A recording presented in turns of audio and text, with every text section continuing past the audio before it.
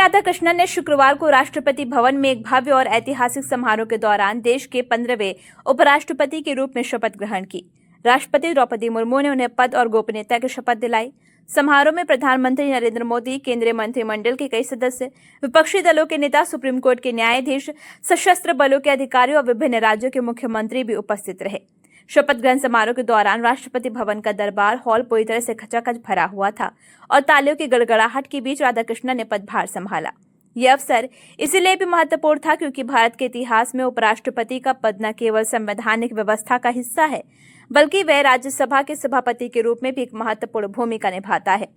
CP Radhakrishnan ने ये जिम्मेदारी उस समय संभाली जब मंगलवार को हुए उपराष्ट्रपति चुनाव में उन्होंने विपक्षी गठबंधन के साझा उम्मीदवार बी सुदर्शन रेड्डी को हराया। ये चुनाव पूर्व उपराष्ट्रपति जगदीप धनखड़ के 21 जुलाई को अचानक दिए गए इस्तीफे के बाद आयोजित किया गया था, जिसने देश भर में राजनीतिक हलचल मचा दी थी। चुनाव प्रक्रिया बेहद पारदर्शी और शांतिपूर्ण ढंग से संपन्न हुई। राज्यसभा के महासचिव और इस चुनाव के निर्वाचन अधिकारी पीसी मोदी ने परिणाम घोषित करते हुए बताया कि कुल 781 सांसदों में से 767 सांसदों ने मतदान किया है, जो 98.2% की रिकॉर्ड भागीदारी दर्शाता है। एनडीए उम्मीदवार सीपी राधाकृष्णन को 452 मत मिले हैं, जबकि विपक्ष के बी सुदर्शन रेड्डी को 300 मतों से संतोष करना पड़ा। 9 सितंबर को ही परिणाम घोषित कर दिए गए थे, जिसके बाद से राधाकृष्णन की जीत पर एनडीए खेमे में खुशी की लहर दौड़ गई थी। सीपी राधाकृष्णन का राजनीतिक और प्रशासनिक अनुभव काफी समृद्ध रहा है। वे भारतीय जनता पार्टी के वरिष्ठ नेता रहे हैं और महाराष्ट्र के राज्यपाल के रूप में भी उन्होंने अपनी कार्यकुशलता का परिचय दिया था।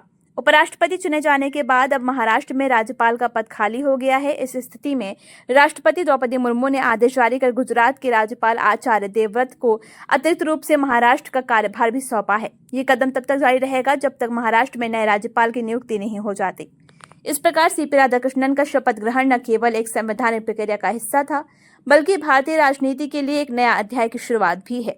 अब सभी की निगाहें इस बात पर टिकी हैं कि वे उपराष्ट्रपति के रूप में अपने कार्यकाल में किस तरह संसद और देश को एक नई दिशा देने का प्रयास करते हैं।